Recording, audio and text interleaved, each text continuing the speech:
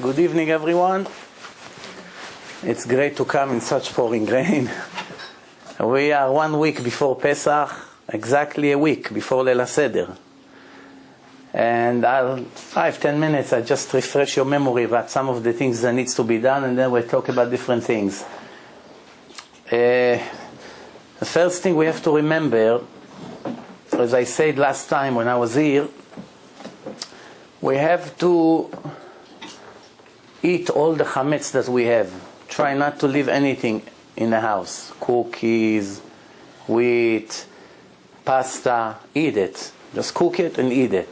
If you have $20-$30 worth of chametz, wafers, cookies, just get rid of it. Give it to the cleaning lady, to the guy from work, to the school bus driver, whatever. Find who to give it to. If you have a lot of bottles of whiskey, then go to the rabbi and sell it to a goy. If you have a cleaning lady or a goy at work, you can put everything in a box, go to the goy, tell him, give me $1, take it, you bought it from me, I want to buy it from you after Pesach, and you come after Pesach and give him $1, and say, I want to buy back the whiskey, finished. Don't keep it in the house. It's better to give it to him, let him buy it, and take it. Why? If something goes wrong with the rabbis and the goy over there, then you have tons of chametz in the house for the whole week. And every second it's 3 sins from the Torah. Think for a minute. A person eats 1 ounce of pork. 1 ounce of pork, it's considered 1 sin from the Torah. Then he eats another steak, 1 ounce, another sin. Then he eats another steak. How much? He needs a lot of time to eat 3 steaks, 1 ounce each, no? So this is 3 sins. Now it's 3 sins every second. 3, 6, 9. You don't want to mess with chametz. Chametz is one of the strictest things in the Torah. It's a very important mitzvah. A Jew that eats chametz on Pesach is worse than a murder. People don't know it. The punishment, it's karet. Mamash serious, karet. The soul gets cut out of eternity for drinking beer or whiskey or eating chametz in Pesach. That's why we got to be very careful.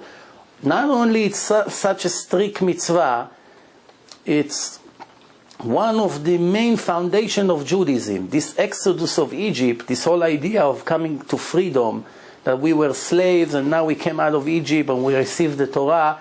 Every mitzvah in Judaism, almost every mitzvah, it's Zecher Litziat Mitzrayim, a memory of the exodus of Egypt. Shabbat, Zecher Litziat Mitzrayim, we say in the Tefillah, we say in the Kiddush, Zecher Litziat Mitzrayim. Wedding, Zecher Litziat Mitzrayim. Tefillin, Zecher Litziat Mitzrayim. Matzah, Zecher Litziat Mitzrayim. Everything, Zecher Litziat Mitzrayim. It's very important. Therefore, we don't want to mess with this mitzvah. Besides, there is also a separate mitzvah, which is to clean the chametz. To clean the chametz, to get the chametz out of your territory. It's called tashbitu. It's not a restriction, it's a positive commandment. What's the difference between a positive commandment to a negative? The difference is, first in a punishment, that negative is always worse punishment. It's called love. Love deoraita, love from the Torah, a restriction from the Torah. You should not is worse than you should do. Always worse. And therefore I give you a few examples. If a person he has to bribe a goy to let him do a mitzvah that the goy doesn't let him. Let's say the goy, I don't know, a cop, put him in prison now, or he's a prisoner by the Hamas, whatever, lo alenu, with these monsters. So now his tefillin is in her hand. He's behind bars, and the tefillin is right there. He cannot reach. So he tell Ahmed, bring me this tefillin. Ahmed said, no, you want to put tefillin? No, we don't give it to you. So he said to Ahmed, here, I have $100, take it, give me the tefillin. Ahmed agreed to take the $100. He got lucky. But what happens if Ahmed is clever? It's hard to find, but let's say it happens. So Ahmed, now the terrorist, he wants to bargain with him. So Ahmed says to him, we checked your bank account. We saw you have $100 million. You're a wealthy guy. I want 99 million to give you this tefillin. Does he have to give him? The answer is no. Why? How much he has to give him? Up to 20% of his worth. Whatever you are worth altogether, up to 20%. Which means, in that case, up to $20 million you are obligated to give him, not to miss one mitzvah. But what happens if Ahmed bring pork to make him eat? And he say, no, here, $100, take it, don't make me eat the pork. I'm not allowed. Now, he is obligated to give 100% of his worth, not to pass a restriction from the Torah. From here, there's many other ways, but from here you see that the restrictions is more severe than you should not do. Why? Because by not doing something, it's wrong, but you stay passive. You're not doing something negative with your hands. You understand? Same thing, sometimes kids, teenage, it's very common, even in the community here, that parents tell their kids to bring them something from the refrigerator. And it's not kosher. And the kid is Baal Tshuva. No, what's every week something new here? Baruch Hashem. How do you know I'm so funny? Anyway. So the kid, Levi, the sauna here is working. What happened? The heat is on? Leave the door open. Give us some air. Okay, so anyway, the kid, his father wanted him to bring him, cold cuts. It's not kosher. Make me a sandwich. It's a problem now. Because on one hand, he has to respect what his father tells him. On the other hand, he's not allowed to feed his father something that is not allowed. It's not kosher. So what does he do, this poor kid? It's a catch-22. So even though if he won't make him, the father is going to go and make himself, or the mother is going to make, or the sister, or somebody will make him. He's hungry, he's going to eat not kosher, with or without you. So the poor kid, he makes the sandwich, and he doesn't give it to him to his hand. He put it over here, and he say, here, I made it, and he put it over there, and the father takes it. It's different if he gives it to him to his hand, or if he puts it and he takes. Believe it or not. Same thing by killing someone. If you take a knife and stab a person, the Torah says you must be executed. But if you tie him to a tree in front of a hungry lion and the lion eats him up, you cannot be executed by the court. Hashem will kill you and take care of you, that's a different story. But the court cannot kill you, cannot execute. It's called grama, indirect death. It's different, indirect death. Now, so a person that is a crooked person, but he is a Talmid Chacham, is the most dangerous creature. Why? Someone that is ignorant and is evil is not so clever.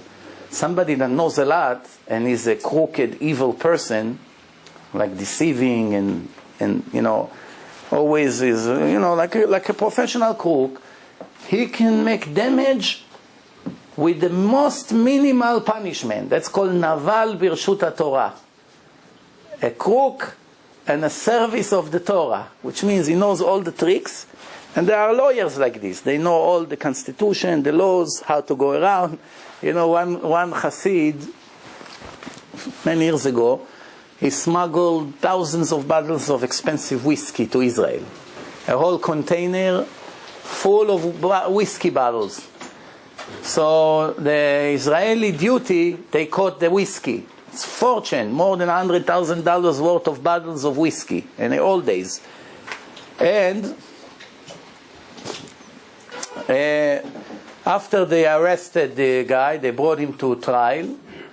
So the judge said, what do you have to say? He said, not guilty. So they asked him, what do you mean not guilty? You didn't smuggle the whiskey? He said, sure I did. He said, so what do you mean not guilty? He said, I smuggled according to the law. So they said, what do you mean you smuggle according to the law? Don't you know it's not allowed to smuggle? You have to pay duty? So he said, the law says that you cannot smuggle anything from the land and from the ocean. I smuggle by the airplane. So they say, are you kidding? He said, no, check the law. I did not violate the law. He said, not allowed through the land, not allowed through the ocean. So they went and checked the law, and that's what it says. Why? Because it was written 100 years ago when the Turkish were in charge of Israel. They control Israel. There were only trains and boats, no planes yet. So nobody thought to write in a constitution, you're not allowed to smuggle through airplanes. So that day they changed the law, and this Hasid got away with all the merchandise. They apologized to him. And Baruch Hashem, thanks to him, they changed the law. You understand?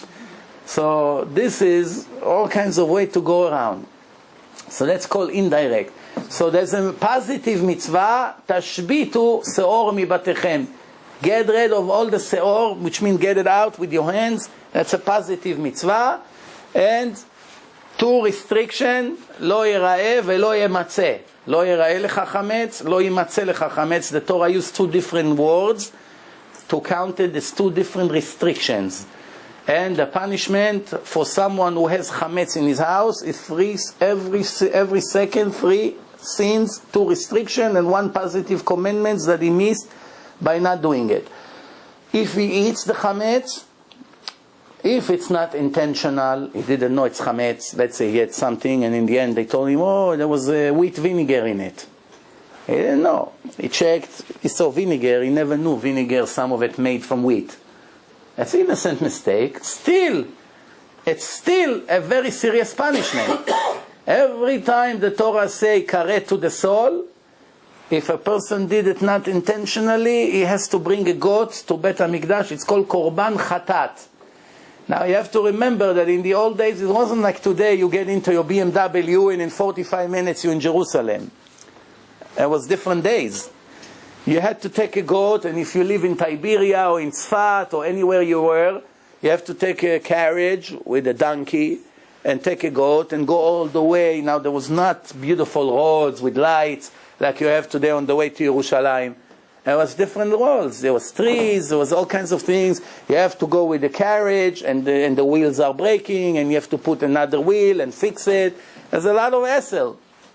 By the time you get there, by the time you sacrifice, by the time you return, your business is bankrupt.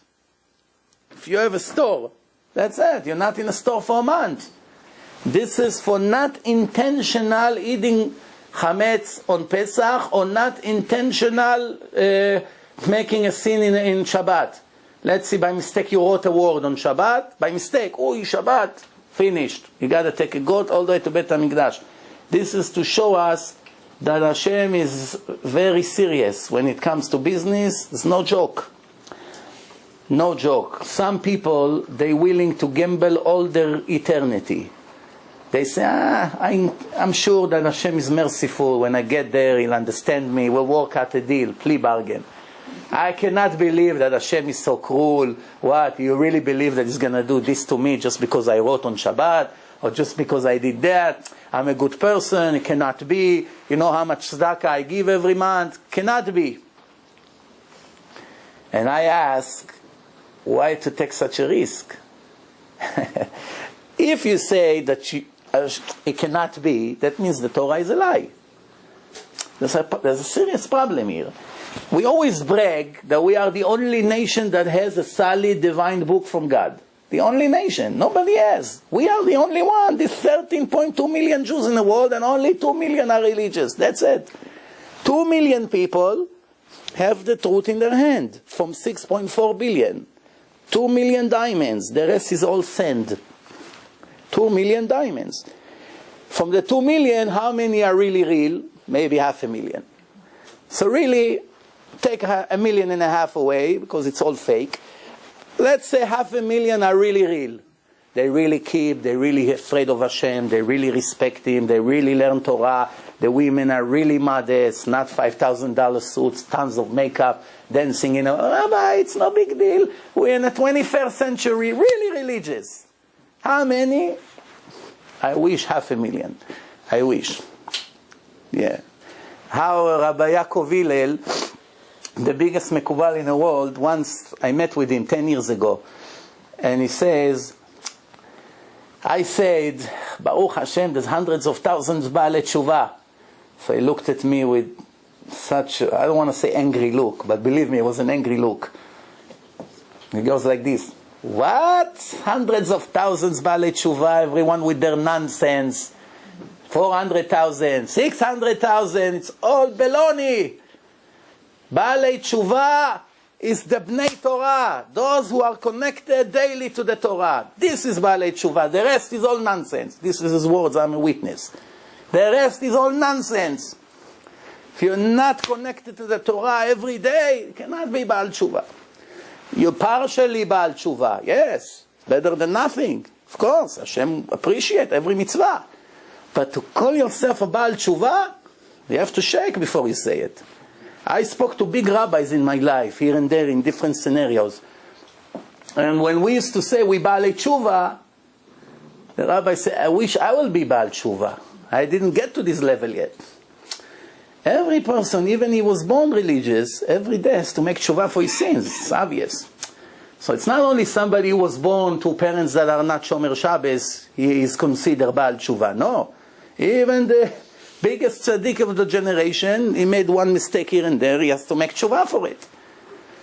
To make tshuva, it's for every Jew. Not like some people say, no, we are the frum people and they are the Baalei Tshuva. Today, I don't understand how can it be, maybe if you have tissue, I don't understand how can it be. This is the world of lies without a doubt. The Gemara says, Alma de Shikra, the world of lies. But my question is, how did we get to a situation that the Torah say one thing and the religious people completely ignore what the Torah says? The Torah says, במקום שבעלי תשובה עומדים, אפילו צדיקים גמורים don't get there. In a place where the Baalei Tshuva, were Jews who made repentance, that means they used to be not religious, and today they are religious. In a place where they stand, even from birth can never reach there. Why? It's not the same a person who was born into the truth, who was a person who born into a world of lies and left everything, all the temptation, all the desires, all the phony lifestyles, and changed completely to be righteous. It's not the same. The one who changed deserves a lot more credit. But today, for whatever reason, most, not all, most of the religious from birth look down on the Baalei Tshuva, not up. Torah say up, they look down. You understand? When you see a real big tzaddik, he's very impressed when he hear Baal Tshuva. Very impressed. Mamash, very impressed. But most ordinary people, he's a Baal Tshuva. Not only in the Baalei Tshuva, something even worse, converts. Converts, the Torah is writing 36 times to love the converts, to respect them, to help them, never to torture them, never to deceive them, never to do anything bad to make them any sorrow. They are lonely in the world, they left their environment, they left their family members, their siblings, whatever it is. And in reality, I get so many emails from converts that are listening to the lectures online, and it tears my heart to pieces. What treatment they are getting in the communities where they live. They treat them worse than garbage, excuse my language. And I say to myself, how can it be? How can a person who loves Hashem and fear Hashem and care about the Torah is not shaking when he see a convert to go and be such a chutzpah and have the nerve the way he talks to them? It should have been the other way around. As soon as a person see converts, come brother, come have a seat, what can I do for you? If he gives donation $20 to every person at the door, he has to right away double the amount. And if the convert bring his kids to the Talmud Torah, even if he's not in such a high level, the Rosh Yeshiva had to go completely out of his way to accept the kids and make them the shining diamonds in the yeshiva. But in reality, forget it. Everything the opposite. Many religious people will be shocked when they come to Hashem. Remember what I say. We're all going to get there. Then you remember that I was right. Will be shocked when they come secure. I'm a tzaddik. I learned most of my life Torah. I put tefillin, I eat kosher, I do this, I do everything. What? Tzitzit, beard all the way to the floor, I sweep the floor when I walk. Sombrero from Mexico, original, $500, long coat, 2 buttons in the back. Somebody comes to kiss my hand every 5 minutes. As soon as the trial open, Hashem say, directly lagehenom. I don't want to see your face. What? Hashem, maybe I have a twin brother I didn't know of. It's me. Well, every day I'm in yeshiva. Every day you're in yeshiva. As soon as they see the truth, wow, all my life was a mistake. If you think I'm exaggerating, I'll give you 2 proofs. The Gemara say the president of Israel, Rabbi Yochanan ben Zakkai. How many people in history reached his level? Probably you can count on one hand. First of all, he lived 120 years, full life. Second, he was the student of Hillel HaZaken. The Gemara says he knew the language of the animals, the language of the angels, the language of the rivers, the language of the trees, all the secrets, the stars, anything you can think of, it's right here on his hand. Before he died, he was crying and shaking in his bed. His students come, Rabbi, why are you so nervous? They're hinting to him, we would die to be in your situation. What do you need more than that? That Hashem loves you so much. You lived 120 years, all your life, you teach Torah, you learn Torah. What can go wrong? All the Mefarshim explain why he was shaking. He says in the Gemara, if I go to a judge, human being, that you can bribe him and get away with your punishment, I would still be very nervous. Now when I go in front of a real kosher, strict judge, I won't be shaking. That was his answers to them. But what's the secret here? He was afraid, the Mefarshim said, I saw some of the Mefarshim says, the commentators on the Torah, on the Gemara, they said he was afraid that all his life was a mistake. You hear what they said? That his direction in life, how can it be a mistake? I'm the biggest rabbi in the world. I teach Torah. Thousands of people learn from my Torah, from my book, from what I taught him. He teach him, and he teach him. I benefit from every person that opens a book in Israel. Somehow it relates to me. What can go wrong? No? President of Israel. In the time of the destruction of the Second Temple. Thanks to him we are here. He went to the Caesar and convinced him not to destroy Sanhedrin, Yavne, 71st Chachamim that sat in Yavne at that time, not to kill the family of Rabban Gamliel, which is descendants of King David, that's where the Mashiach comes from, and not to kill Tzadok, Rabbi Tzadok, that was fasting for 3 years. When the Romans made an ambush around Yerushalayim, for 3 years every day was fasting until his stomach became like a paper, like a piece of paper. Now when he wanted to eat, after they surrendered, he couldn't. He just couldn't eat anymore. So he asked him if your doctors can give him all kinds of special ground foods to cure him. He made a deal with him. I don't have time to tell the whole story. I said in one of my other lectures, but the idea here was that this was a very important person. And guess what? After all that,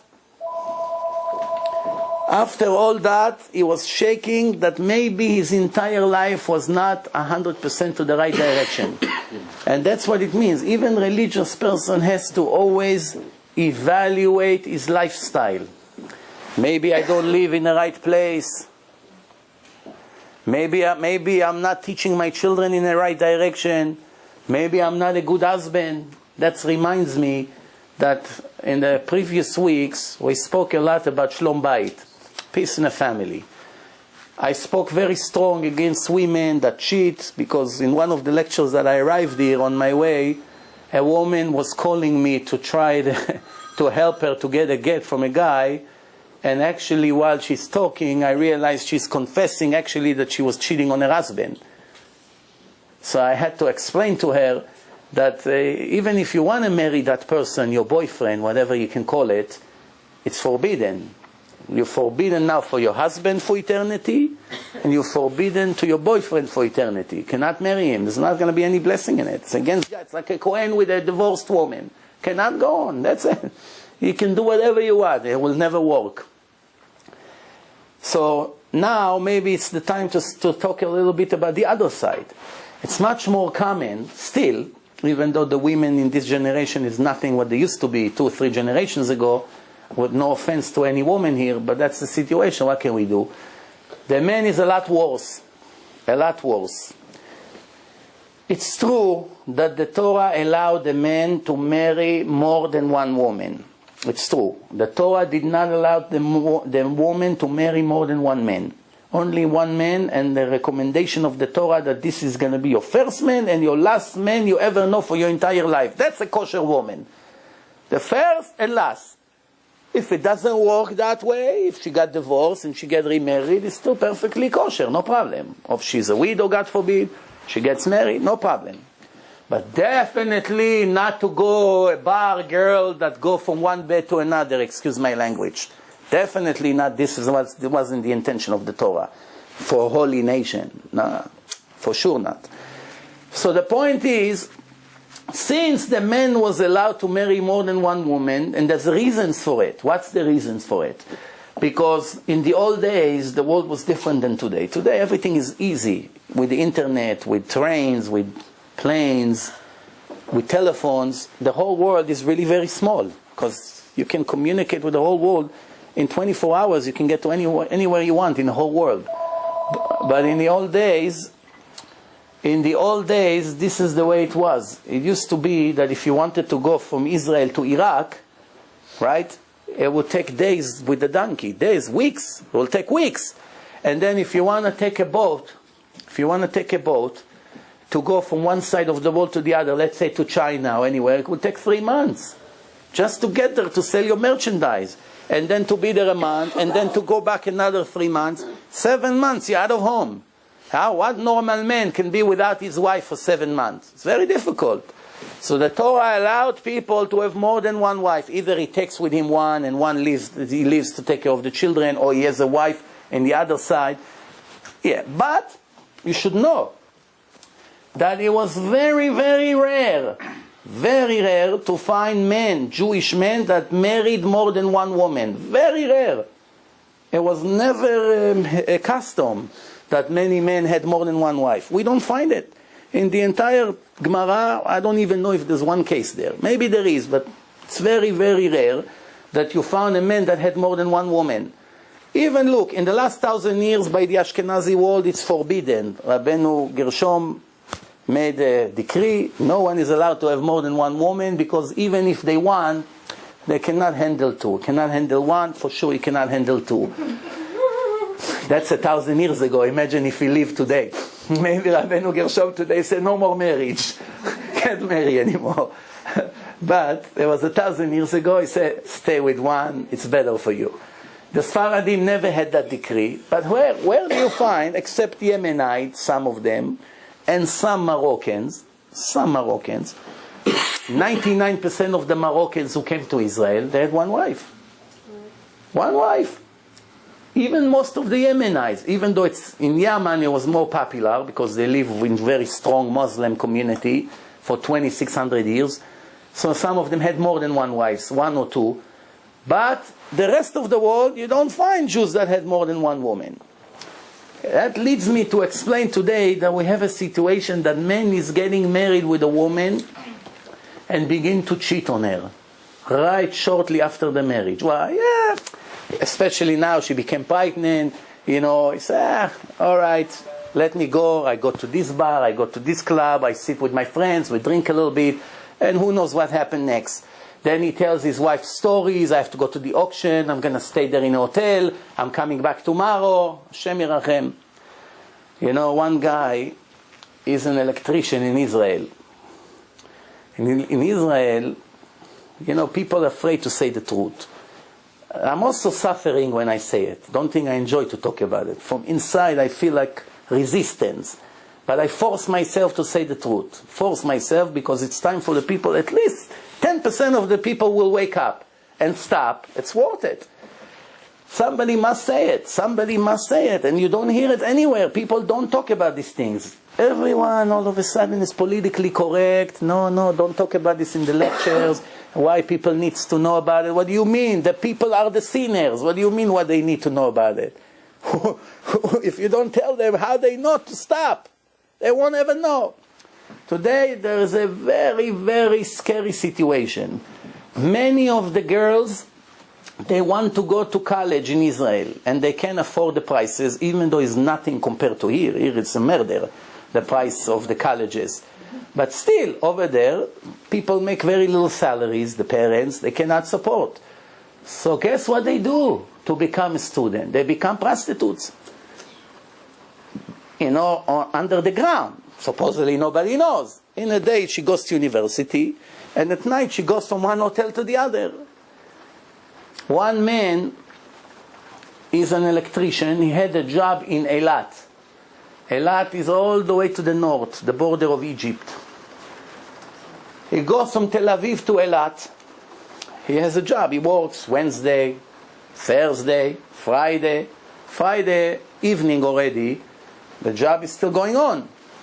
It means he has to come back Monday to do the job. Sunday, because in Israel Sunday it's a regular weekday. So he decides, I'm going to go now all the way back to Tel Aviv, 5 hours with the car, and then come back 5 hours with the car. What for? Just going to stay here in a hotel, stay here for Shabbat, finish the job, Sunday night I'll drive back home. He calls his wife, he said, this is the situation, I'm going to stay here. They're not Shomer Shabbat, so it's not so critical for them. It's like Shabbat for them, unfortunately it's a weekday. So he calls her up, he said, I'm staying here. She said, okay, stay here. It's not the first time it happened. So now he's alone in a hotel. He starts to open up the catalog of the hotel, what the hotel offers. What does he see? It's prostitution service. So I say, it's a chance now to cheat on my wife. Nobody can catch. Nobody will ever know. He called up that number, charged his credit card, and he ordered a girl to come to his hotel. As he's waiting, an hour later, somebody knocks on the door. It's the girl. He opened up the door. His daughter. True story that happened. To his daughter. That's the beginning of the story. The pain was so hard. Right away he got a heart attack. He saw that. His heart shrink. He fell on the floor. They call an ambulance. After a few hours he died. You understand? So two she did. One, prostitution was a horrible sin. What do people do for lousy money? Better to be starving to bread for a woman never to let a man touch her. The women knew what they do. For every time how much punishments they're going to get. They'll say, I'll give $1 billion return. I'll return $1 billion. Leave me from this punishment. $1 billion I'll give. I made thousands. I'll give billions. Just to get saved from the horrible punishment that they will get for every time. Not for all the times together. Each time it's a separate horrible sin with a separate horrible punishment. Hard to believe. And if he's a goy, it's even worse, because now it's a separate sin. Because Jews are not allowed to mix with the goyim, with the Gentiles. So now it's another sin on top of it. Shem Yirachem. So that's what happened.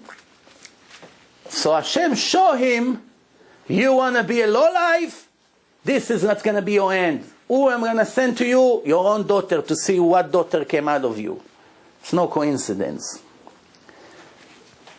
So it became a very popular thing today. Today, I already hear about something new. Maybe it's not new anymore. Maybe I'm old-fashioned. Open marriage. We live open marriage. We have 3 kids. He goes wherever he wants. I go there. We don't tell each other. Because Sodom and Gomorrah. Hashem killed millions of people for these things. Goyim. by the Goyim is not as severe by the Jews. Sodom and Gomorrah, it's Goyim. This is what they did. Changing couples, married women go with the Goyim. It's not so strict by them, because they're not holy. If you're holy and you make a sin, it's a lot worse when you're not holy. By us, it's needless to say what's going to be our end in the end. Just think about what's going on here. And nobody makes a beep. Mal haaretz Hamas.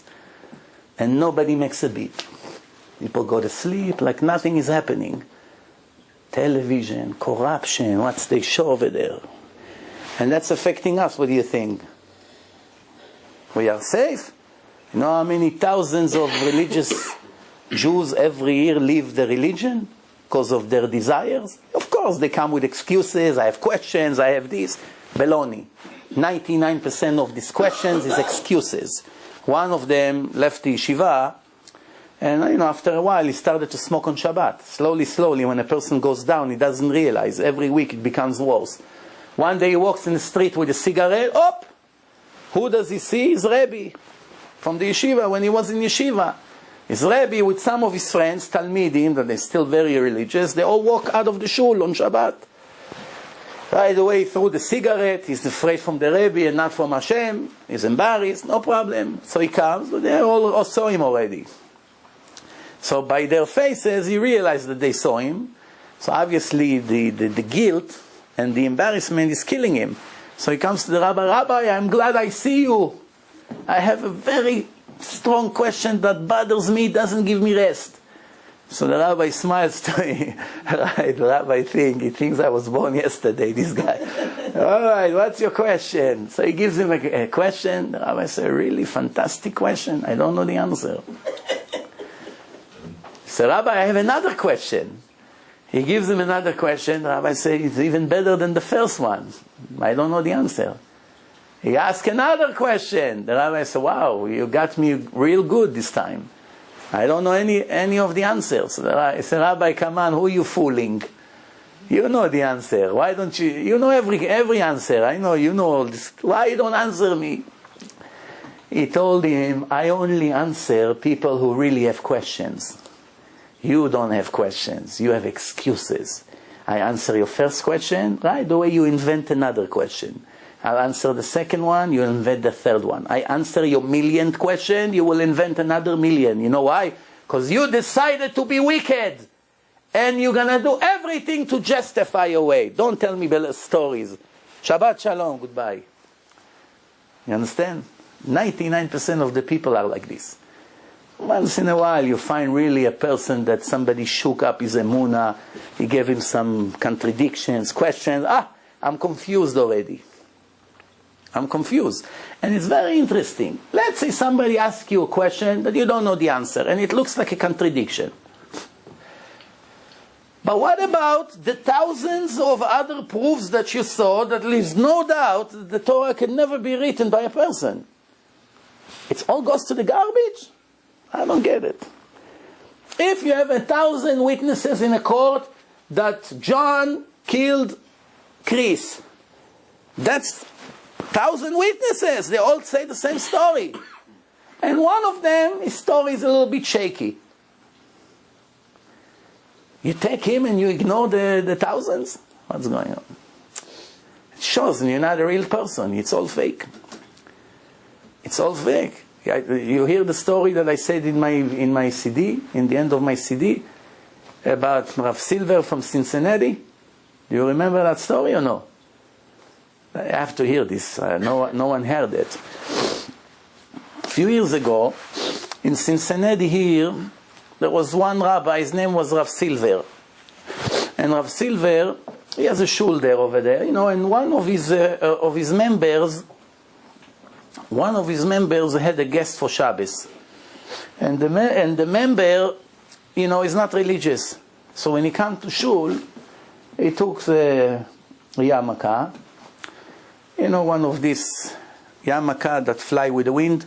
You see them usually in a wedding. I don't know, they couldn't make it a little bit heavier.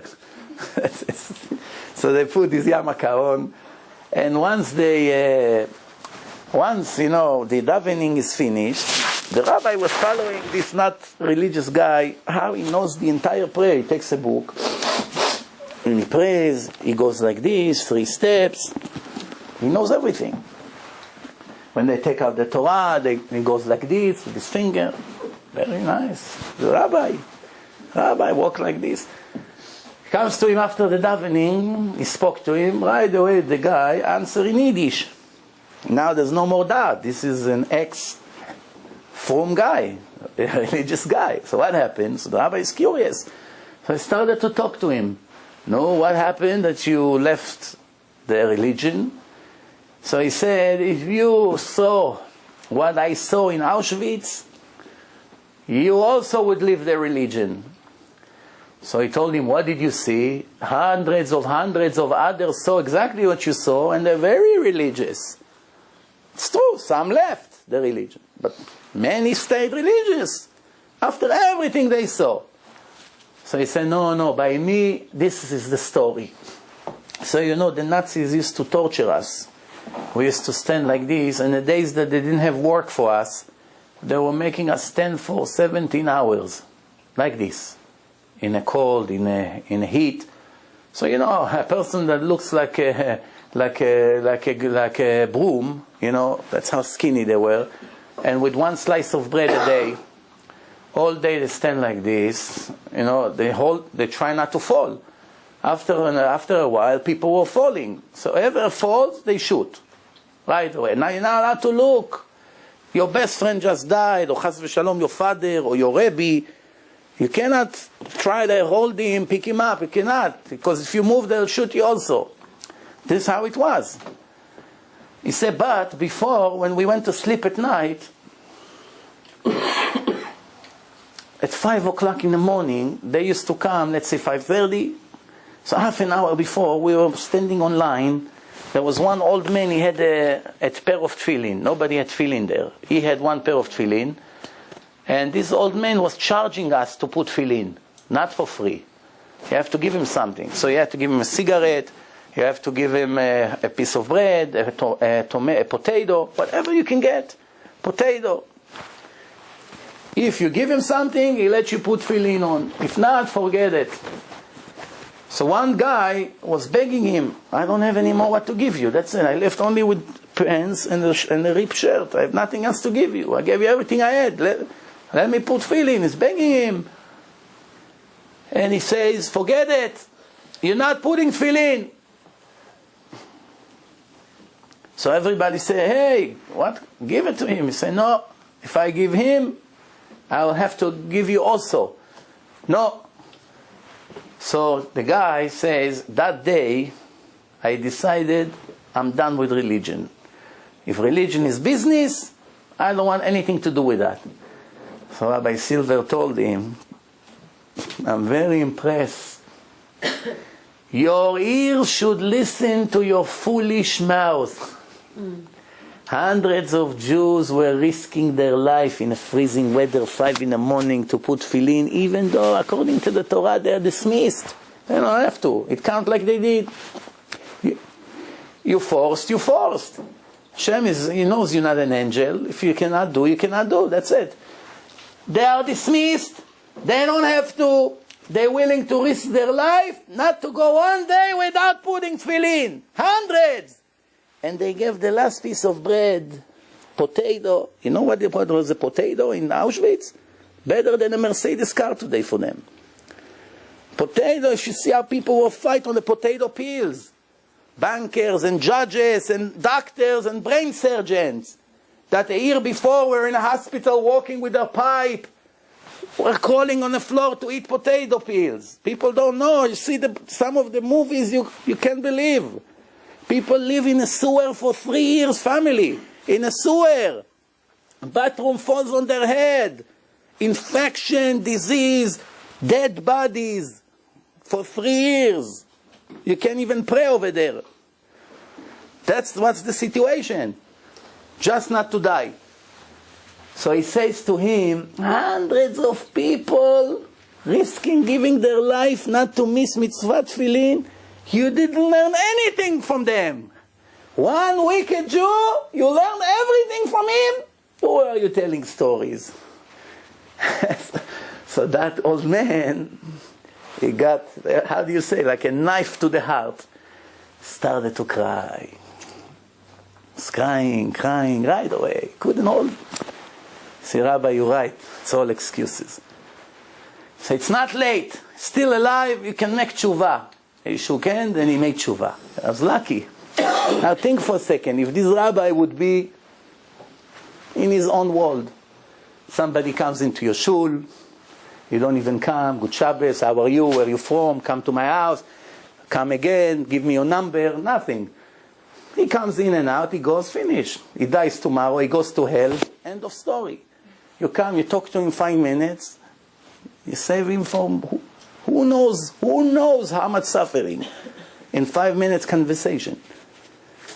The right word in the right minute. The Rebbe from Klosenburg, on the boat from Europe to United States, there was a lot of young guys that got saved.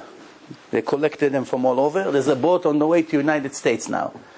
They went to Union, New Jersey. Until today, I think they have a shul there. Union, New Jersey. Klosenburg, Hasidim. Tzanz, Klosenburg. So he says on the boat, there were 400 guys. Huge boat. Men, women, kids, you know. So he had one extra pair of tzitzit. He has one tzitzit on him. So none of them has tzitzit because they took away everything they had. So he said, I have one tzitzit, and I don't know who to give it to. So I want to make a lottery.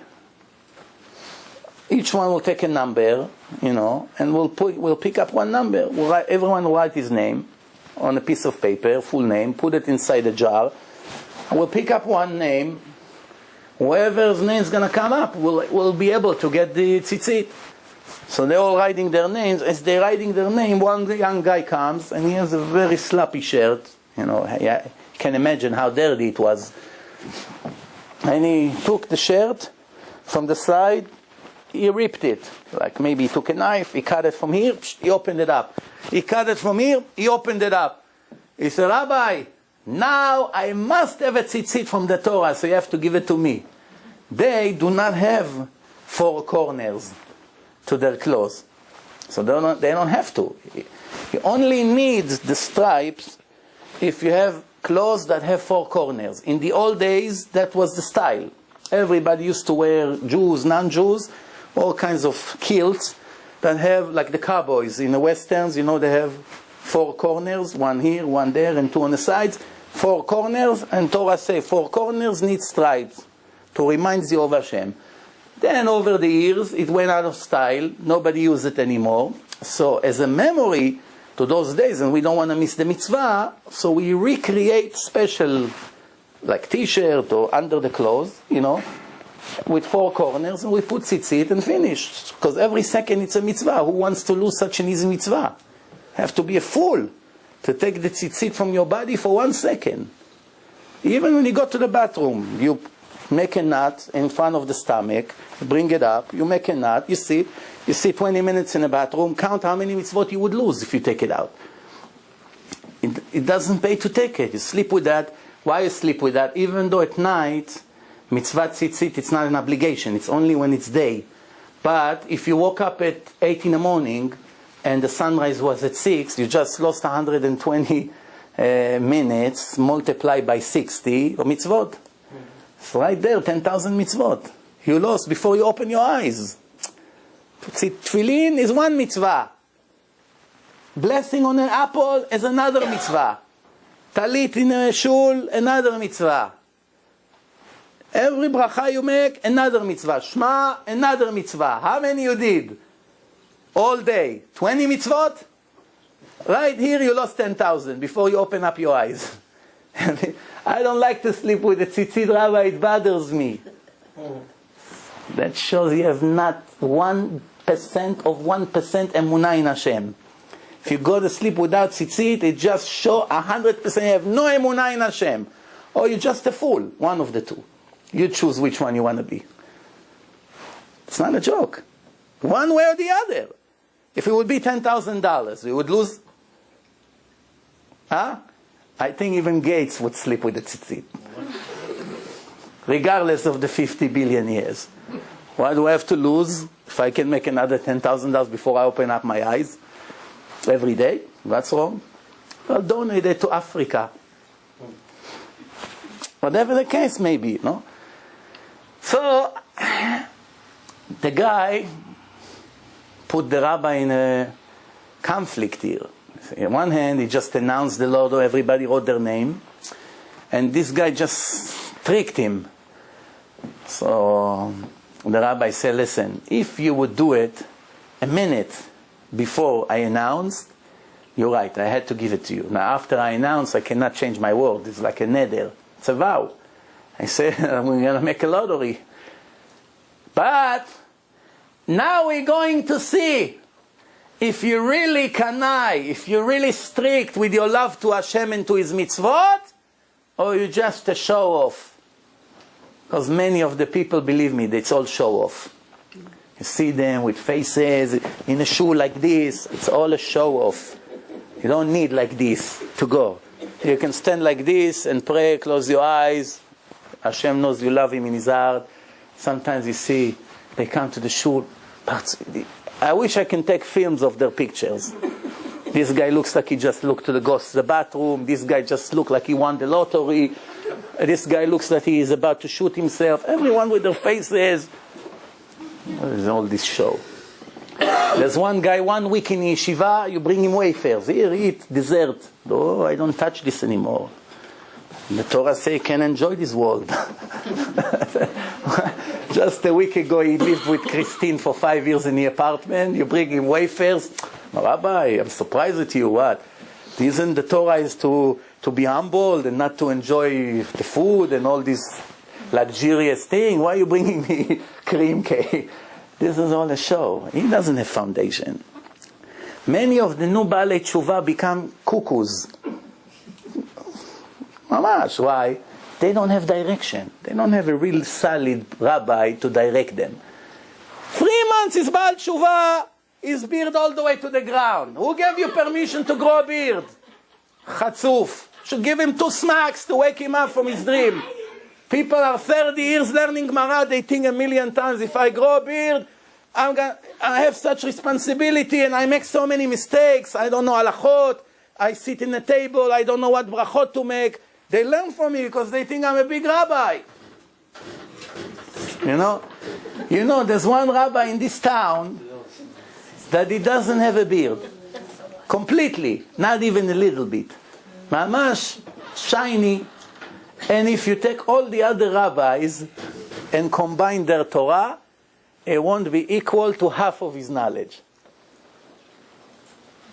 First, he's the oldest. Second, he learned in the best Faradi yeshiva in the world. With the best Rebbe in the world. Fourth, he had a talent for Hashem. Not everybody is born with that. Photographic memory. Every book you show him, he reads, he remembers everything. You come 7 years later, where did we learn this?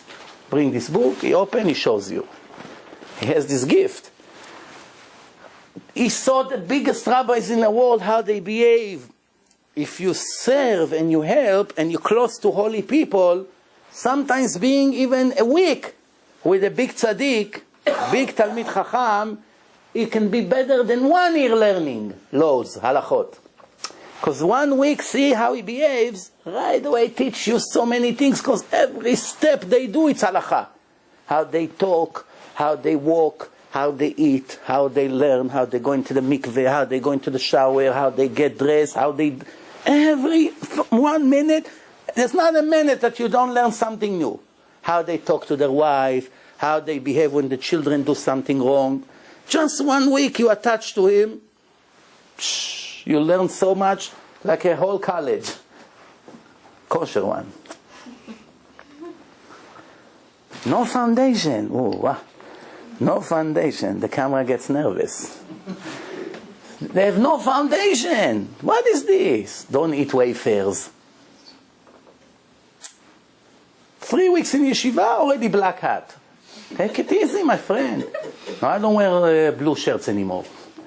Only white. Only some of them right away become Hasidim. Peot, all the way to the ground. What is this? It's not the right way. It's not. You have to go to a big Rav. Rabbi, am I in this level? I want to grow a beard. First you have to ask your wife. Maybe your wife won't be attracted to you anymore. If your wife will be 1% less attracted to you and you grow a beard, you lost. It's not a mitzvah. Why? It's going to be problems in a shlom bayit. Why? Because the level of the people in this generation is nothing what it used to be. 1,000 years ago, a woman didn't care if her husband is handsome or not. She didn't care. You can look like a monkey. As long as you use a tzaddik, it's good for me. Today, people are very shallow. They're very shallow. Even the ones who know Torah, they're not what it used to be. So the people are very connected to this funny world. They care what they wear, they care how their rug looks, they care the pictures, they care about everything. They care about the car. Rabbi, this car vibrates. I don't like the driving of it. Come on. They care how the donkey runs. The donkey, yeah, I have to go from here to there. But anyway, I'm thinking about the Torah. I care how the donkey runs. I once saw 3 Arabs with a donkey. They put watermelons in a carriage. Poor donkey. The carriage was so heavy, it picked up the donkey all the way in the air. It went like this, you know. Whoop. So you see the donkey, maybe it's 20 feet in the air with his legs like this. The Arabs don't know what to do. They have to pull the watermelon off, and slowly the donkey came down. That's how it was.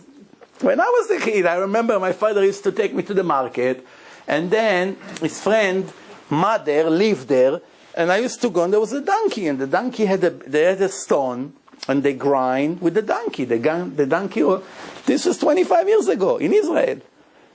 You have the lemon tree, you take lemons, you squeeze, you take some peppers, you grind the peppers, you make... That's how it was.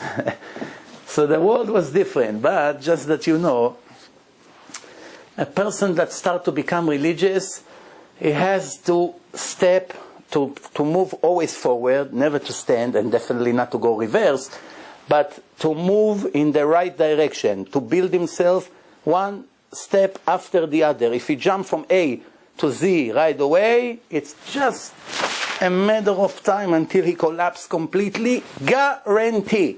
No exception to the rule. Guarantee. If he collapses, most of the time he will collapse to 0 and leave the religion. If he's lucky, he will collapse to 20, 30, which means he will still be Shomer Shabbat, with the 1/4 yarmulke on his head, and of course everything will disappear, then the leather jacket comes back, and the earring and everything. Maybe he will still keep kosher. Just a year ago, yeshiva, if somebody made a beep in a tefillah, shh, he goes like this, ready to kill him. A year later you see him in Dizengoff with smoking, you know what. That's what it is, and I see it all the time. I told you the story that I saw one guy. It's a very sad joke. All of a sudden I see they bring a guy, they put a mask on his eyes. I told you that story or no? No? Well, I'm dreaming once. I didn't tell you the story. There was one poor rabbi. I didn't forget about the tzitzit, don't worry. We'll get back to it. So there was a rabbi dying from cancer here in York Avenue. I think 7 years ago, something like that. Poor rabbi was a tzaddik. No, what? We say poor. He's laughing at us that we're still here. Can be in heaven already 7 years enjoying. But we understand what we see. We don't know what's behind the scenes. So he was dying from cancer in his stomach. And as it's happening, you know, they're trying, the family, everything. They try this, they try shakes, they try this doctor. They go to rabbis, they make special, whatever they can do, they do. One of the things, they decided to bring a baba.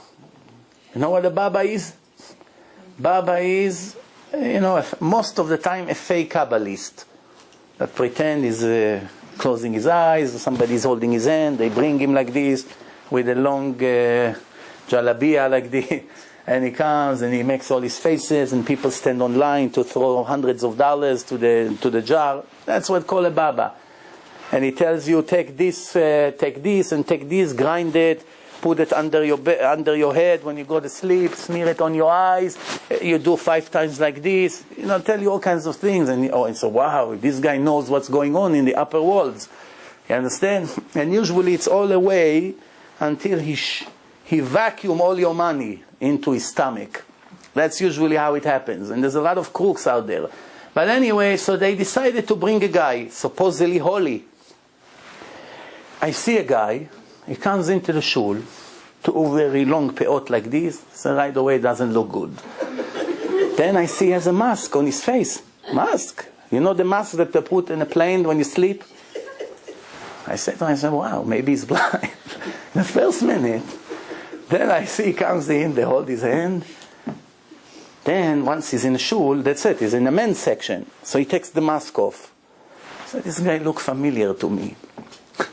I'm trying to remember where when I see a face, I remember the face, even 50 years later I remember the face. I may forget the name after 10 seconds. Somebody told me his name. Names, but faces, no matter what, I remember the face. So I said, this guy looks familiar. I'm thinking where I know him from. Then they say that they brought him to give a bracha to that tzaddik that is dying from cancer. I see all the show that he makes. People come. He say to somebody over there, you wait and see. So I ask why he puts the mask. He say he doesn't want to look at ladies. So I say to the guy, you wait and see. This guy, one day they'll find out that he makes sin with married ladies. So he looks at me and says, how shame on you, he says. How dare you talk about him, a tzaddik like this and this. I say, trust me, when people do something extremely weird, check psychologically behind it, what's behind it. They try to hide something. See it.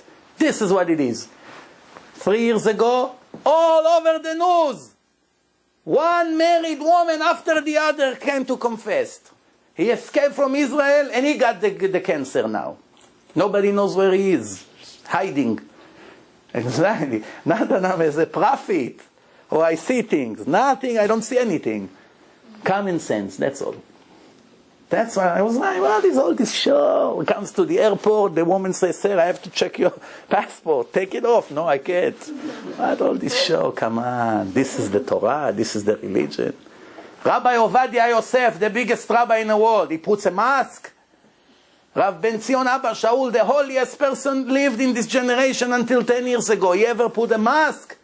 Somebody walk with him on the street, he put a mask. They don't, so why you do? You better than them? It's all a show.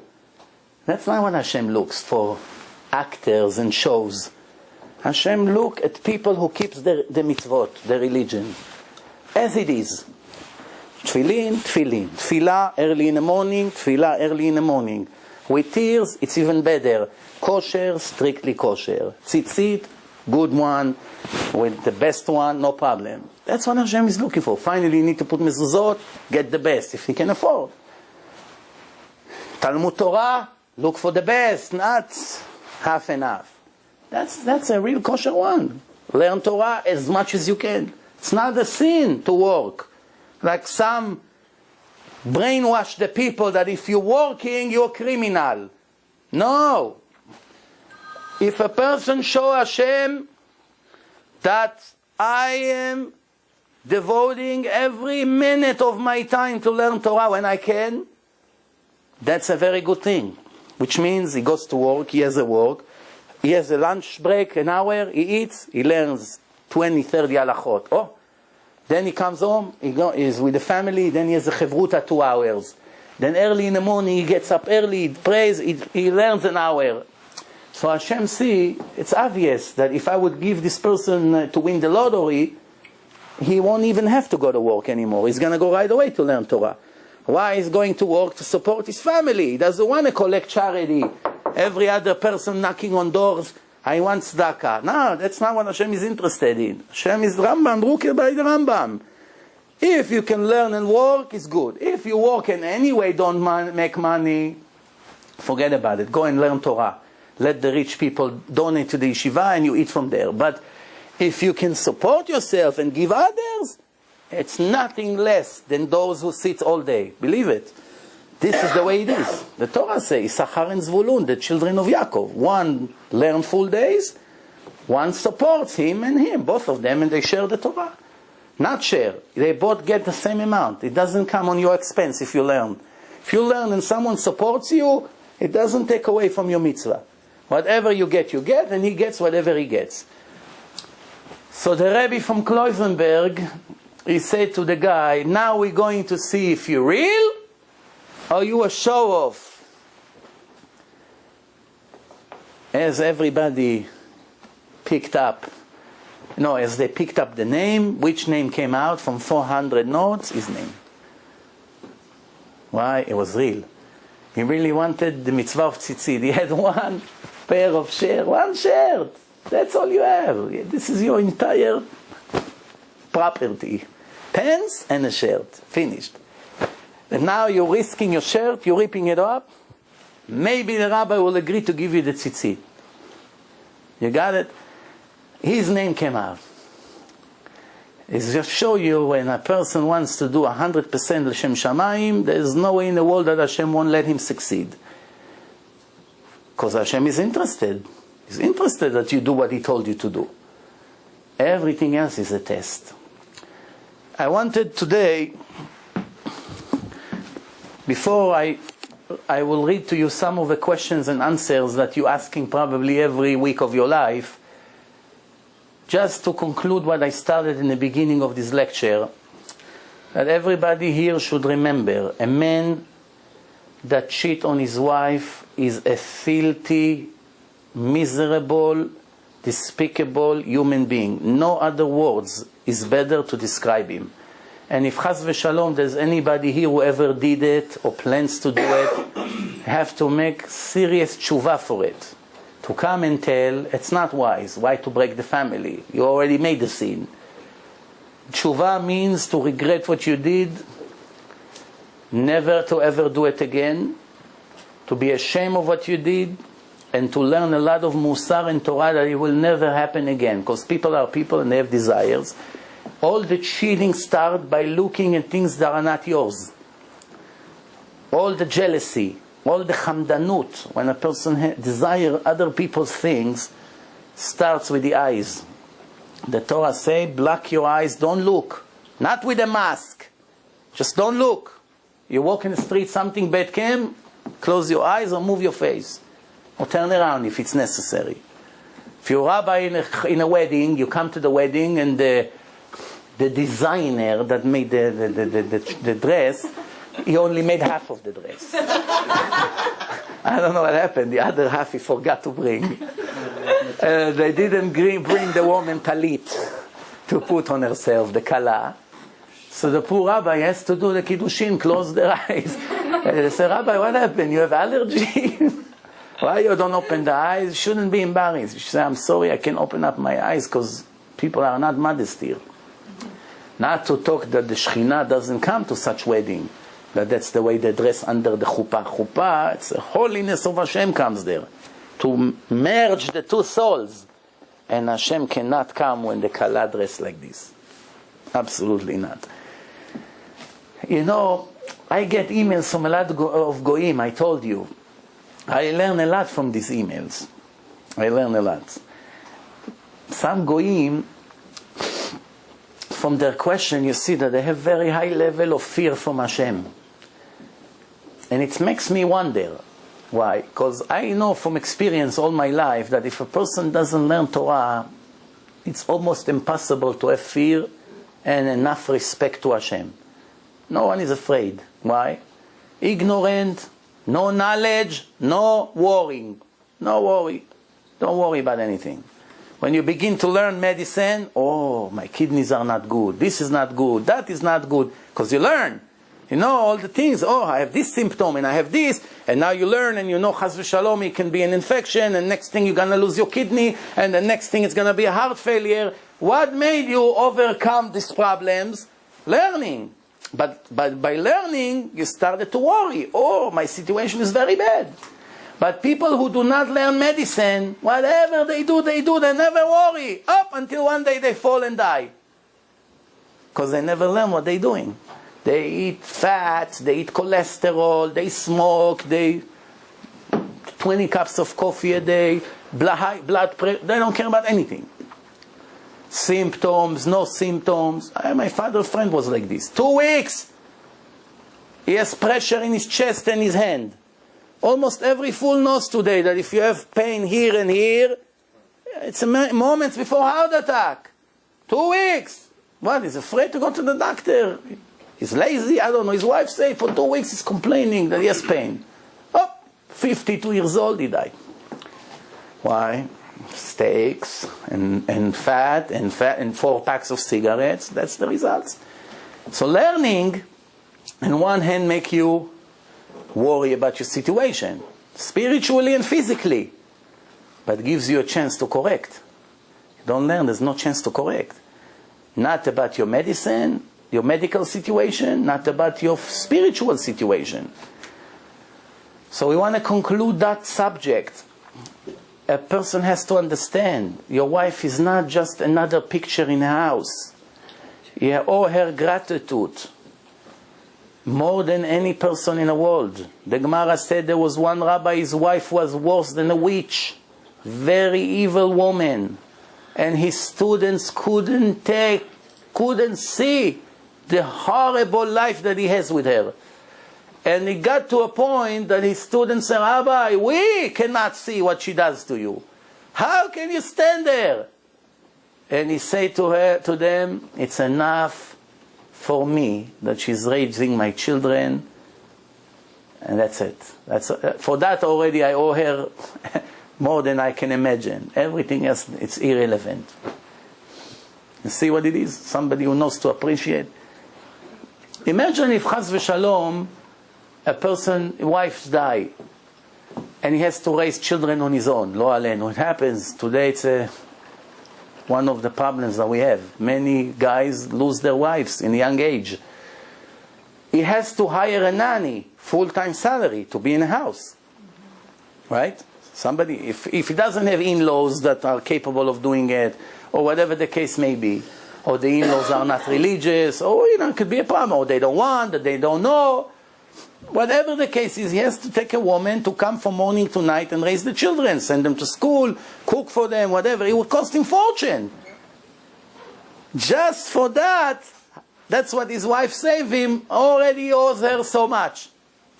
That's besides the support, besides the loyalty and all the other things. And even if she's nothing, that's his partner for life. This is who Hashem puts him with.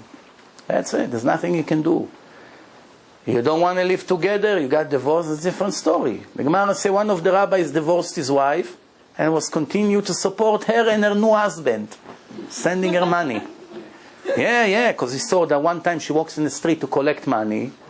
He said, well, that's my ex-wife. Cannot be that she walks in the street and collects. He started to support them. There's a lot of stories in the Gemara that teach us about how you become a high-level person. So I started to tell you, these goyim send me emails, like, it gives me goosebumps. I said to him, how did they reach such level? Without Torah, without born holy, just by listening to the lectures, it inspires them to this level that they're willing to do this, they're willing to give this, and they're willing to sacrifice so much. But there's only one answer to it. Jews have very strong evil inclination. The evil inclination resists every good thing you want to do if you are obligated. If you're obligated to learn Torah, the Satan interfere. If you're obligated to give a lot of tzedakah, if you're wealthy, the Satan comes to fight. If you are obligated, if you have weakness with the ladies, the Satan always sends you the ladies to you. This is the way the life is. This is the way Hashem designed the test. The Goyim has only 7 laws to keep. In those 7 laws, they have evil inclination. You should not steal, they have strong desire to steal. You should not kill, so they have desire to kill when someone gets them angry, or whatever the case is. Or if they have worship idol, they have strong desire for those. The 7 laws. Everything else, they don't have desire. It's like Jewish women that sometimes have strong desire to learn Torah. On my way here, one girl called me from Florida. She wanted me to find her a yeshiva for girls to learn full time, but very strict. Not joke. That girls learn from morning to night all day. I said, I don't know if there's a place like this in America. I have to make a research. Why she doesn't have Yetzer Hara? Because she's not obligated to learn Torah. You got it or no? Same thing a goy. Once the goy convert, then he realized, wow, it's not what I thought. It's a lot harder. Till now, I was dying to keep Shabbat. It was easy for me. Now I became a Jew. All of a sudden, it's very difficult. Wow, Shabbat, it's too heavy for me. Why? Until now, you're not obligated. Now you are obligated. Now it's a whole different story, my friend. When you were Chris, no evil inclination in Judaism. You went into the mikveh, you came out Avraham. Now you Avraham, it's a different story, my friend. Different soul, different evil inclination. And it happens to them a lot. That's why I always tell them in advance. I warn them. Believe me, stay a goy and keep the 7 laws. Don't be a big shot. Once you convert, there's a high chance that the things that are easy for you now, in 3 months from now will be heavier than an elephant. That's how it's going to be, and it happens. I want to read to you some of the questions here.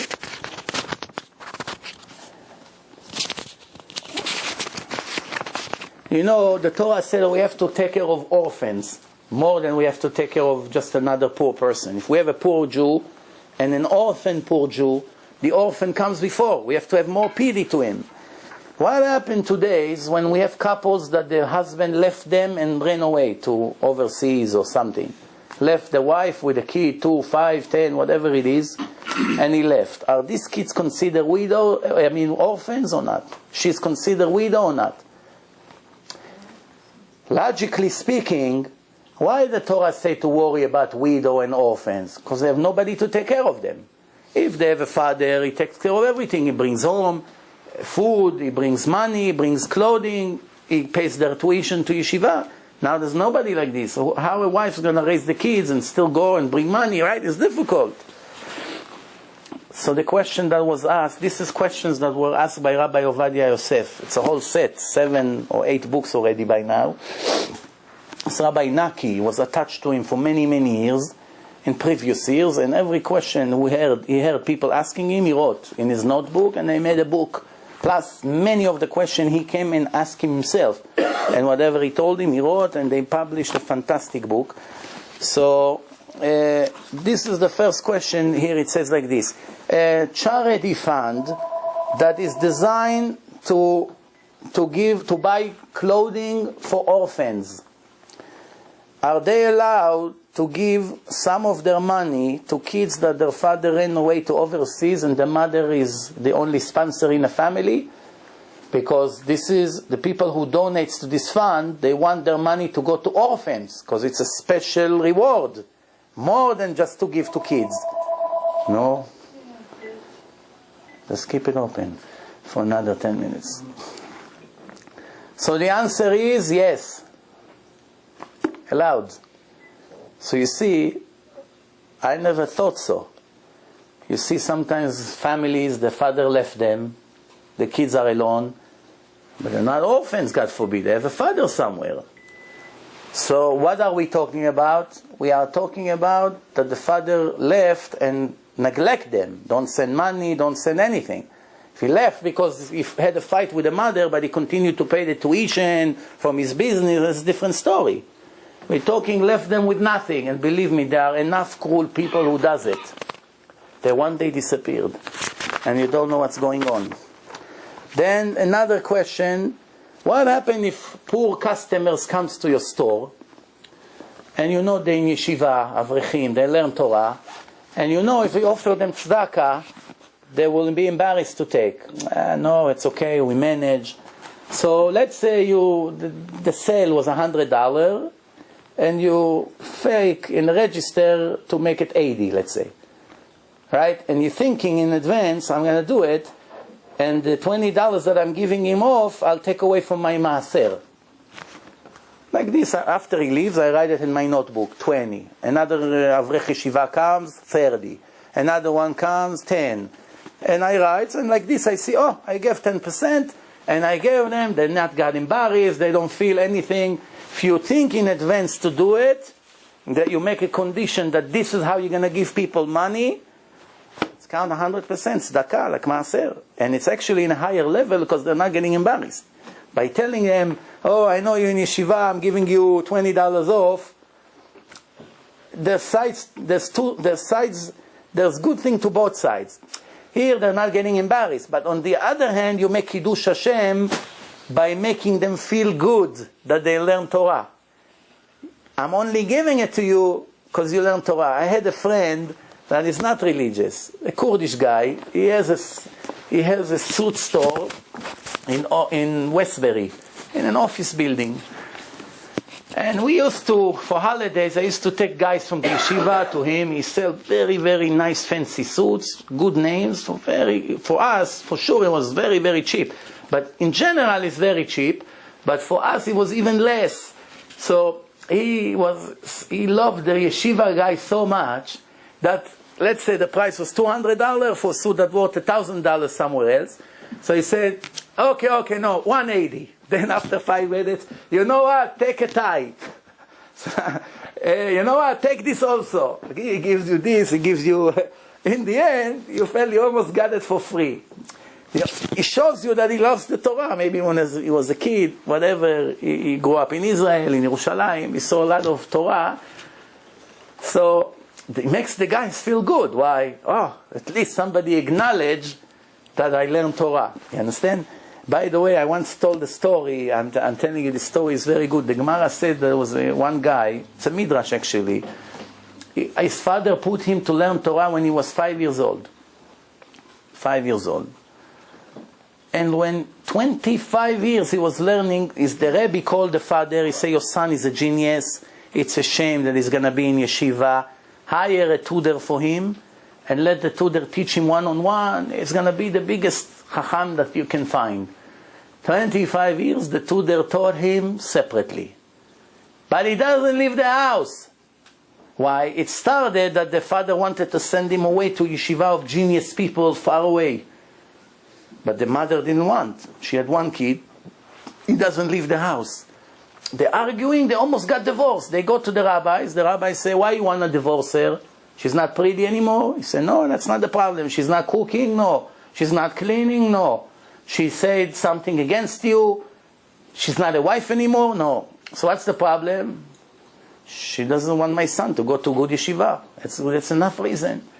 So the rabbi said, let's compromise. How about if you bring a tutor to teach him one-on-one, and she's going to devote her time to cook for them and take care of all their needs? You agree? They asked the wife. She said, yes, as long as he's in my house. I see him holiday, Shabbat, no problem. So they made a deal. That was the deal. 25 years. He learns Torah. He finished every book you can think of. He knows everything now. 30 years old. Now he needs shidduch. He comes out of the room. First time after 25 years, he goes to the market. He goes to the market. He comes to a guy that sells juice. Squeezed juice. He said, can you give me a glass of orange juice? He said, sure. 5 shekel, $5, whatever. He said, no, I don't have money. He says, so how do you want me to give you for free? It's my business here. He said, no, I was learning now Torah for 25 years in a room. I just came, this is my first day out. And I don't have money. So maybe you give me for free. Say, hey, the Torah you learn help you. What good it does for me? The fool told him. What good is it for me? Instead of run and kiss his hand. Come, I'll give you the whole thing for free. Take to your family also. If he was smart, what an opportunity to win a treasure. People don't have sechel, no knowledge, millions of mistakes every day. When a person like this comes, what do you want? Just tell me, what can I do for you? What, you need a ride somewhere? Every second is millions profit, spiritual. Somebody that Hashem loves to do for him, it's like doing for Hashem direct, in the highest level. Common sense, even though the Torah says it clearly. But even without it, it's common sense. If the prince come to you, the son of the king, that the king loves him very much, come to your store, the prince, wouldn't you treat him like almost like God? Why? Treating him like this is like doing for the king. Tomorrow I have some problem, the king loves me because I help his son. Right? So the guy said, no matter what, he didn't want to give him a glass of juice.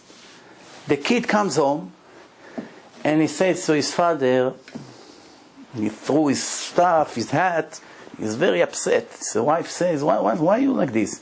He's crying, he's angry. He says, maybe I made a mistake, he says. 25 years I said, I learned Torah, even a glass of juice I couldn't get today? What good is that for me? The kid says, he's not a kid, he's a man already. So the father saw that he's upset. So he says, I tell you something. I have a diamond that I want to give you, and I want you to go today to the market, the same market you went, and I want you to sell this, to ask prices, to see what's the best offer you can get. The best offer. Okay? So the guy said, okay, fine, I'll go. He takes the diamond, special precious diamond. He goes to the vegetable guy, to the fruit guy. How much you want to give me for this diamond? One guy say 300. The guy say 400. Yeah. One guy say 700. One guy say 1,000. So the boy think, wow, this guy offered 3 times more than the other one. He come to the guy that didn't want to give him a juice. How much you want to give me for that? He say $50. So then he wrote everything, every store, he wrote how much they're offering him. He comes to his father, he said, this is the list. The maximum offer, $1,000. The father smiles, he said, no problem. Tomorrow, I'm sending you to 47th Street. See, Mr. Borochov, Mr. Gavrielov, Mr. Aminov. This is all the stores you're going tomorrow. They know very well about diamond and gold. You take this ring, and you go to them and write how much they're offering you for this ring. So he come, Mr. Gavrielov said, 35,000. He wrote 35,000. The guy, what's a different world here? 35,000. Goes to the other guy, said, how much he offered you? 35? 37,000. Slowly, he got to $100,000 in the market. Now imagine if they're offering him 100, he's worth $1 million. He comes back to his father, and he said, this is the list. So his father comes and says, here, see. Look at the 2 lists. This is the difference between people who understand the value of the Torah and people who don't understand the value of the Torah. Someone who knows diamonds knows what's the minimum offer you can give. It's 100,000, 35,000. Somebody who doesn't know what a diamond is, they gave you prices like a cubic zirconiac. They thought it's another piece of glass. So you guys say 50, this guy say 100. They do not know. You went to this fool that squeezed juices. What does he know from his life?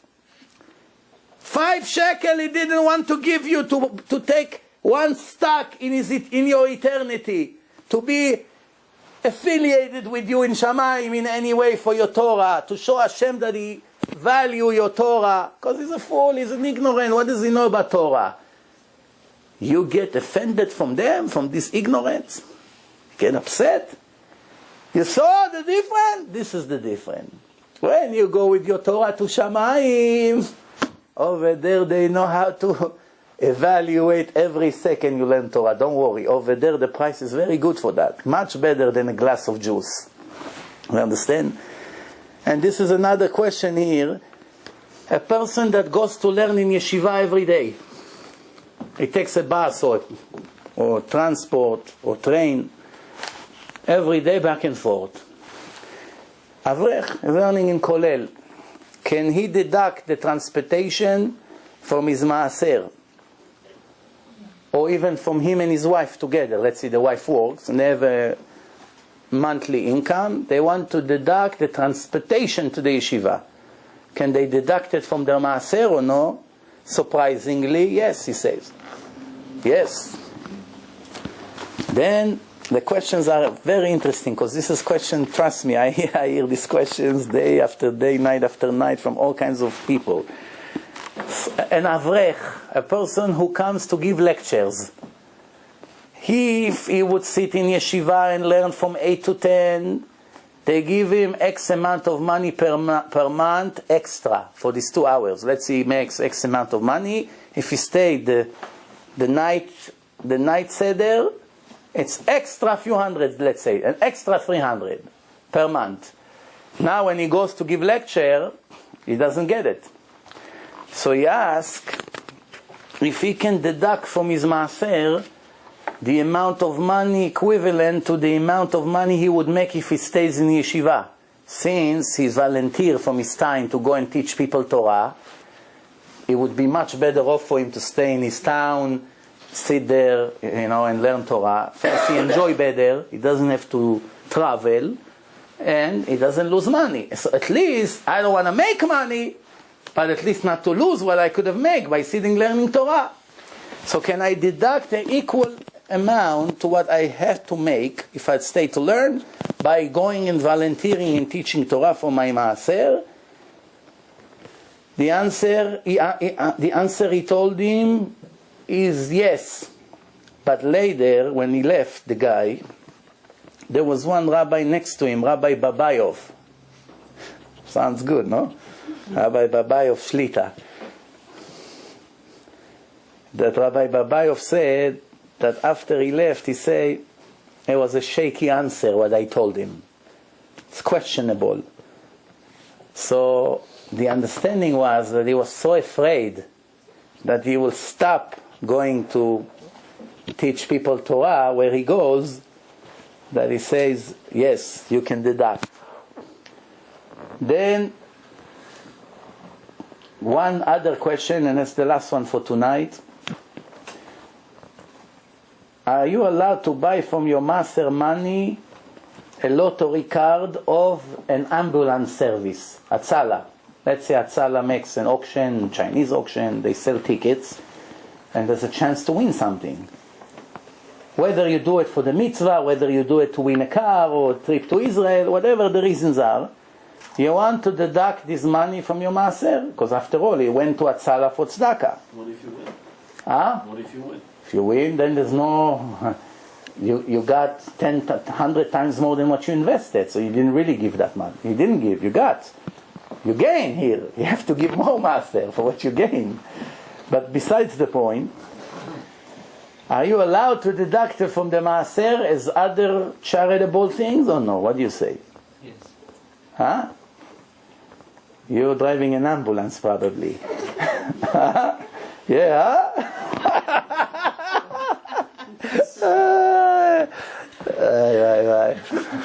Maybe I'm starting to get Ruach HaKodesh a little bit. Look, my hair is all gray. No, it's because it's my birthday today. Yeah, thank you. Anyway, so the answer is yes. But here is a similar question. In the same question he was asked, tickets to the Israeli army Chinese auction. They also do donations to the army. Can he deduct from his maaser or not? What do you think? I think so. That's because you are not an Israeli soldier. Ambulance, But it's saving lives. Not allowed. Not allowed. To the ambulance, yes. To the Israeli army, no. I don't know the reasons, could be many reasons. In my opinion, one of the reasons is because the people who are in charge of the army are not people who keep Torah and mitzvot. And they are not reliable people. Not that every religious person is reliable. Unfortunately, it's also not the case. But statistically, person that fear Hashem and keep Shabbat and put tefillin and pray and is afraid not to talk Lashon Hara and what he eats, what he doesn't eat, the chance that somebody like this will be a thief is much lower than one who don't believe in Hashem Bechlal and don't care about the Torah, obviously. I always say it's better to be a righteous goy than a not religious Jew. Why? Because the righteous goy is afraid of someone, so he won't steal. He won't steal. Why? If he's your partner, you leave the store, he is dying to steal from you. He may even hate you as a Jew, but he doesn't steal because he's afraid of him. You got it? The other one, the Jew, don't care about him. He doesn't believe in him. Well, he's afraid to steal. So the people who are in charge of the pyramid, every week you hear on the news they took $10 million bribe here, $10 million from the American company, from McDonnell Douglas, from this company to buy their missiles, to buy their airplanes. All of a sudden, every Israeli officer that make $2,000 a month salary when he's in the army, that's their salary, $2,000. They have a driver, a car, all kinds of benefits, health insurance, everything. But how much they make in the Israeli army? $2,000, $3,000, $5,000 is the chief of the army. A judge in Israel don't even make $10,000 a month. In a Supreme Court. A teacher in Israel make $1,000 a month. A doctor in a hospital in Israel, $2,000 a month. That's what they make. How all of a sudden, all of them, when they retire from the army, age 45, 50, buy houses that worth millions of dollars in the most expensive neighborhood in Israel, apartments here, apartments there, private jets, what's going on here? Where all this money came from? As an employee of the army. Very interesting. Very interesting. Amevin Yavin. So maybe that's one of the reasons. Why? How do you know? You think you give it tzedakah and somebody puts it in his pocket. You understand? Also, it could be also maybe because it's involved with Chilul Shabbat also over there, because even when it's not life risk, let's say when I was in the army, right, they make people fix cars on Shabbat. They make people fix cars, planes on Shabbat. Or even not really working, but doing other things that is not permitted on Shabbat. Even El Al that claim that they are Shomer Shabbos. Yeah, they're not flying on Shabbat, but they fix the planes on Shabbat. So what's the difference? It's just to make the religious quiet, to fool them, but they fix the planes on Shabbat. They're not Shomer Shabbat. If they really be Shomer Shabbat, they would make double profit, because Shabbat is a source of all the blessing. Naturally, when you close your business on Shabbat, you're supposed to lose minimum 14% of your weekly income. Why? It's one day less a week. That's naturally. That's the way nature works. Minimum. Why I say minimum? Because usually the weekends is more business. So maybe if you take out Shabbat, you can lose 30% of your weekly income. Naturally. But we are a supernatural nation. The laws of nature don't work by the Jews. Remember this, always. That's why a Jew can take a job that they say will pay you $2,000 a month to be a Rebbe in yeshiva. How can I support my family with $2,000 a month? Before I start the month, my expenses are double. So I'll take a job that I don't have a chance to bring even 50% of the income? If you were a goy, you're right. But we are not. We know that everything that happens to us, Hashem is doing to us. I will finish with one story that happened to us last week. My wife, she got a ticket because the baby, when she puts him in a car seat, השם יעזור לנו עם זה. מי זה הוא? They try to sell you a credit card? What is this? Tell them I have 18 already, enough. Every hour. I want to hear your lecture.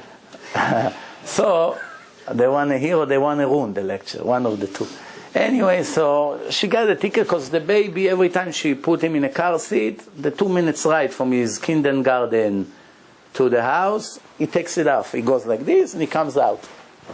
And he comes out, not only in the back of the minivan, he comes to the front and stands between the two chairs like this. And guess what? The policeman come, you see, 3.5 years old, smiling to him and scream, police! Police! Ticket. No problem. Ticket. So she said, you gotta come with me to the court. At 7 o'clock, 1 hour will be finished. I said, okay, it's in town, 3 minutes ride. We go to the court. If you ever been there, in case you didn't go there so quickly, I'll tell you what it is. You write your name, you sit in a hall, they call one by their names. There's few people, negotiators. They tell you, okay, so as soon as we come, they say, oh, this is 3 points and minimum $160. Fine. We cannot negotiate that.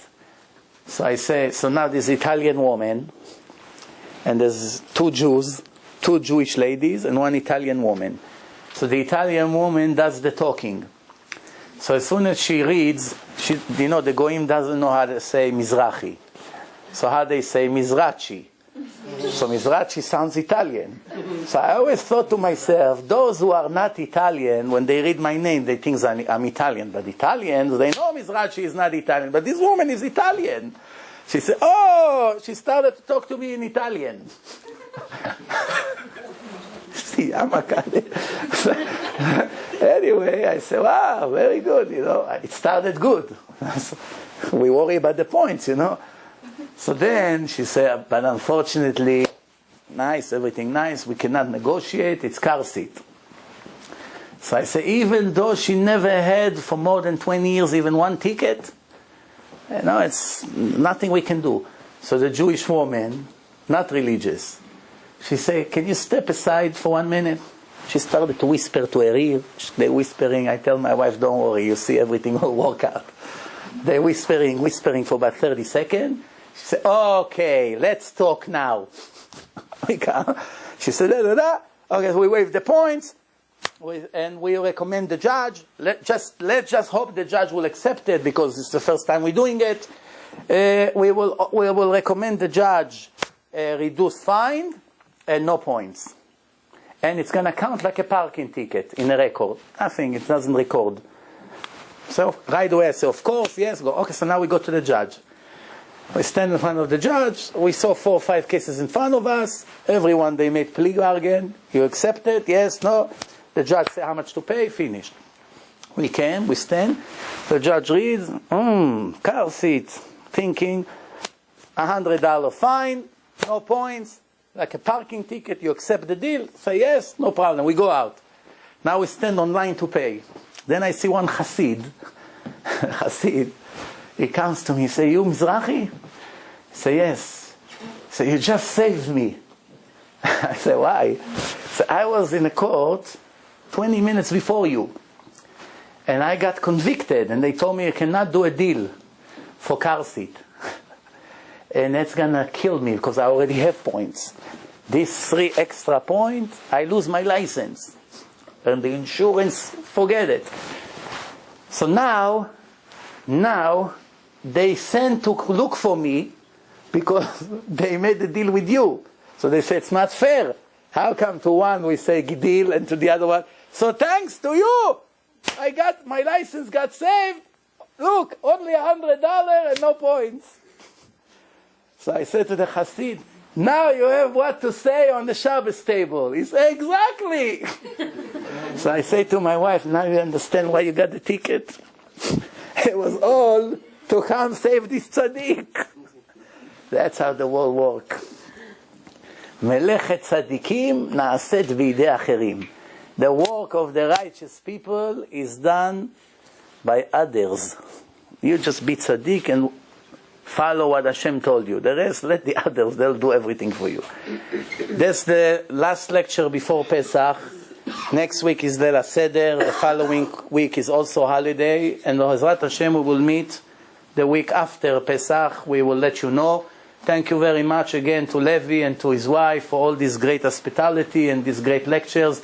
I made some CDs of some of the lectures that we had here before about the family purity, Taharat HaMishpacha in English.